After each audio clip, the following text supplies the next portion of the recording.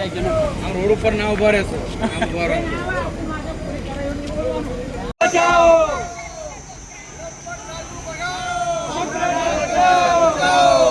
લંપટ સાધુ ભગાઓ, સંપ્રદાય બચાઓ, લંપટ બચાઓ, સંસ્થા ભગાઓ, સંપ્રદાય બચાઓ, સાધુ ભગાઓ, લંપટ સાધુ ભગાઓ, લંપટ સાધુ ભગાઓ, સંપ્રદાય બચાઓ, સંપ્રદાય બચાઓ, સંપ્રદાય બચાઓ.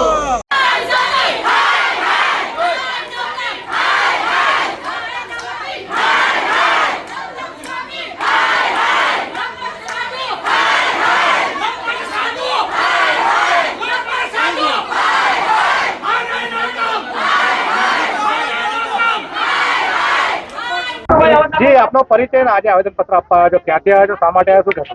હું હેમિક પટેલ શ્રી સ્વામિનારાયણ સત્સંગ હિત રક્ષક સમિતિ ચરોતર વિભાગમાંથી હું આવ્યો છું. અમે આજુબાજુના ચરોતર વિસ્તારના હજારો હરિભક્તો આજે ખેડા જિલ્લા કલેક્ટરશ્રીને આવેદનપત્ર આપવા આવ્યા છે. છેલ્લા ઘણા સમયથી આ લંપટ સાધુઓની જે દાદાગીરી છે અને એમની લંપટાઈ છે વધી ગઈ છે. અમારો બધા સાધુઓ પ્રત્યે વિરોધ નથી, પણ જે લંપટ લોકો છે એમને સંપ્રદાયમાંથી તાત્કાલિક ધોરણે એ લોકોને હટાવવા જોઈએ એવી અમારી બધાની ઉગ્ર માંગણી છે. તથા અમે જ્યારે આવેદનપત્ર અથવા શાંતિથી ગાંધીજીના માર્ગે જ્યારે રજૂઆત કરવા માટે કલેક્ટરશ્રીમાં, મંદિરોમાં, ટ્રસ્ટમાં જ્યારે અમે જઈ રહ્યા છે ત્યારે એ લોકોએ બાઉન્સરો દ્વારા અમારા ઉપર ખોટા દાબ દબાણ કરી રહ્યા છે અને હરિભક્તો ઉપર ખોટી એફઆઈઆરો કરી રહ્યા છે. હવે આ તો ચોરી કરે છે અને ઉપરથી સીના ચોરી કરે છે, એટલે ઉલટા ચોર કોટવાલ કો દાટે એવી આ સ્થિતિ ઊભી થઈ છે. એટલે અમારી તો સરકારશ્રી મારફતે અને કલેક્ટરશ્રીને એક જ માગણી છે કે આવા લંપટોને તાત્કાલિક ધોરણે સંપ્રદાયમાંથી હટાવે અને જે એફઆઈઆરો ખોટી એફઆઈઆરો થઈ છે એ તાત્કાલિક ધોરણે દૂર કરે. કયા કયા લંપટ સાધુઓ જેમને કાઢવા જોઈએ? વડોદરા વાડી વિસ્તારના જે 3 જેપી સ્વામી એમના જ આખા મંડળના છે અને આમ જોવા જઈએ ને તો સંપ્રદાયના ઘણા બધા સાધુઓ છે, અગણિત સાધુઓ છે. ગઢડા વિસ્તારના જે હરજીવનદાસ શાસ્ત્રીથી માંડી અને એક જે અમને મીડિયામાં બોલતા શરમ આવે છે એવા કૃત્યો કર્યા છે અનેકો સાધુઓ છે. અને આ મુદ્દે જે સારા અને સાચા સંતો છે એ કેમ મૌન સેવી રહ્યા છે? અમારી તો એ બી એક પરિસ્થિતિ છે કે મૌન કેમ સેવી રહ્યા છે? તમે પણ આ લોકોની વિરુદ્ધમાં આવો. અને અમારા જે સ્વામિનારાયણ સંપ્રદાયના એવું નથી કે કોઈ એક વાડો છે, આ અલગ અલગ વાડાના બધા જ હરિભક્તો ભેગા થઈ અને એક ઉગ્ર આંદોલન કરી રહ્યા છે. આજે શું કાર્યક્રમ શું યોજેલો? અમે બધા હરિભક્તોએ એક જગ્યાએ રેલી યોજી અને હરિભક્તો, મહિલાઓ, બહેનો, વૃદ્ધો, વડીલો, બાળકો સહિત બધા જ વ્યક્તિઓ છેક 1 કિલોમીટર સુધી રેલી કાઢી અને અમે કલેક્ટરશ્રીને આવેદનપત્ર આપ્યું છે. કલેક્ટરશ્રીએ અમારી વાત બહુ શાંતિથી સાંભળી છે, પણ એક એમણે બહુ સૂચક વસ્તુ કહી છે કે આ જે વસ્તુઓ છે એ તમારા સંપ્રદાયની છે, એટલે હરિભક્તો જો જાગૃત નહીં થાય તો આવું તો બધી જગ્યા પર સડો રહેવાનો છે. એટલે આ અમારા આ જે મીડિયાના માધ્યમથી આપ સૌને કહી રહ્યો છું કે આપણે સનાતન સંપ્રદાયને, સનાતન ધર્મને બચાવવાનો છે અને મંદિરમાંથી લંપટોને બહાર દૂર કરવાના છે. જે આપનો પરિચય આજે આવેદનપત્ર આપવા આવ્યો, શું કહેશો?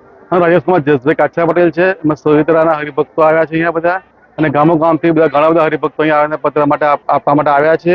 આજે ગૃહ સાધુઓ જે છે, જે ગૃહસ્થ જીવન જીવી રહ્યા છે, એમના જીવવાનો અધિકાર ને એમને ત્યાગાશ્રમ અપનાવેલો છે બરાબર, અને ગૃહસ્થ જીવન જીવી રહ્યા છે. પ્રાઇવેટ સંસ્થાઓની અંદર મોટા એસી ગાડી ફરે છે, મોટા બંગલાની અંદર રહે છે અને સત્સંગ કરવા આવતા નથી. કઈ જગ્યા ગુરુકુળમાં પડી રહે છે, પ્રાઇવેટ સંસ્થાઓમાં બેસી રહે છે, તો સત્સંગના લંપટ લીલાઓ કરી રહ્યા છે, દુષ્કૃત્ય કરી રહ્યા છે અને હરિભક્તોને શરમ અનુભવ એવું આવે છે. જો પેપરમાં 1 મહિના પેપરમાં ના આવે તો પેપર 1 મહિનો પૂરો ના થાય, એવો પેપરની અંદર દર મહિને એક કૃત્ય એમના આવતા હોય છે. હવે અને સંપ્રદાયને નીચું જોવાનો વારો આવ્યો છે, સંપ્રદાય દૂર કરી નાખ્યો.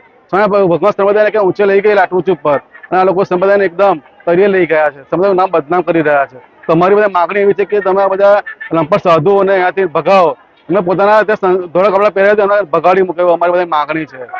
જી આપનો પરિચય આજે આવેદનપત્ર આપવા આવ્યો, શું કહેશો? મારો પરિચય ચુનીભાઈ પટેલ, હૈદરાબાદ.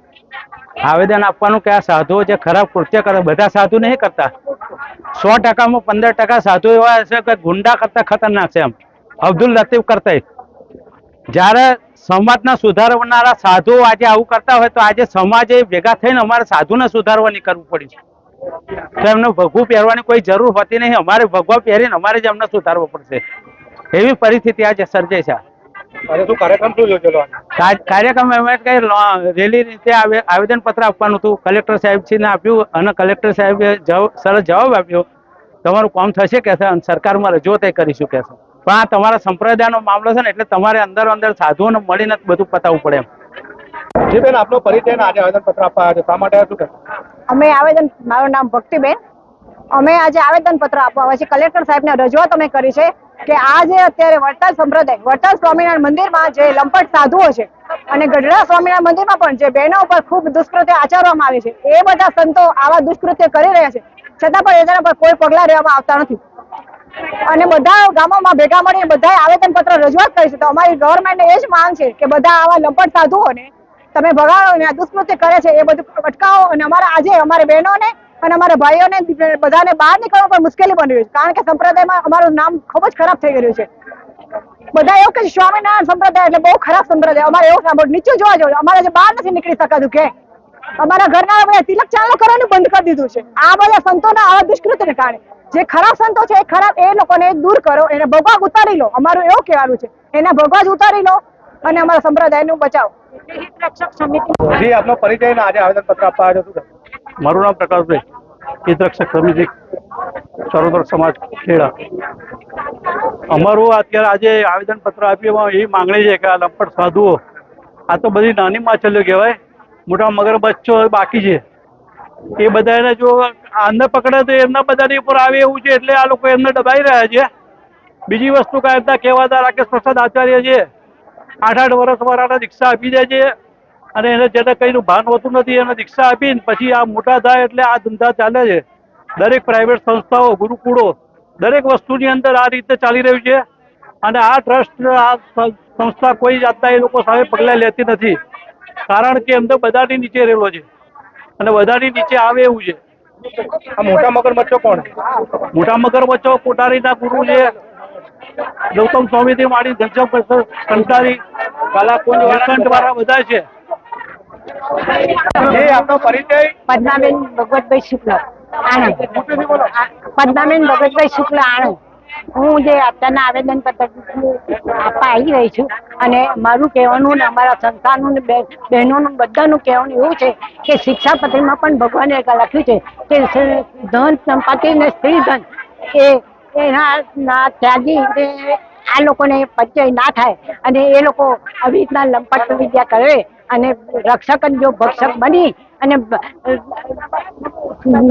હરિભક્તોને આવી રીતના હેરાન કરે કે એમને બહાર નીકળવાની પરિસ્થિતિ ના રહે, તે એ સાધુ નથી. અને એ સાધુના જે ભગવાને લક્ષણ કહ્યા છે એ લક્ષણોનું એક કે લક્ષણ એ લોકોમાં નથી. તો અમારે કહેવું એવું જ છે, અમારી આ માંગ એવી જ છે, જો આ માંગ અમારી પૂરી નહીં થાય તો અમે જ્યાં સુધી જે પગલાં લેવા હશે, જે ઉગ્ર આંદોલન કરાવવાનું હશે એ બધું અમે કરી શકીશું. અને અમારું મોત આવશે તો અમે મોત પણ હસ્તે મોઢે સ્વીકારી લઈશું. માટે અમારા સંપ્રદાયને બચાવવા માટે સરકારે પણ કોશિશ કરવી જોઈએ અને બધાએ કોશિશ કરીને સંપ્રદાયને બચાવવો જોઈએ, સ્ત્રીધનને બચાવવું જોઈએ. નાના બાળકોની આજની પેઢીની શી દશા થઈ રહી છે એ જુઓ. એ પેઢી ક્યાં જઈને અટકશે, એ પેઢીનું શું થશે એ વિચારો. તો આ સાધુઓને તો એવી કોઈ પડી નથી, એમને તો બસ સ્ત્રી ધન અને મોજ મજા કરવી છે, એ માટે જ એ લોકો આવ્યા છે.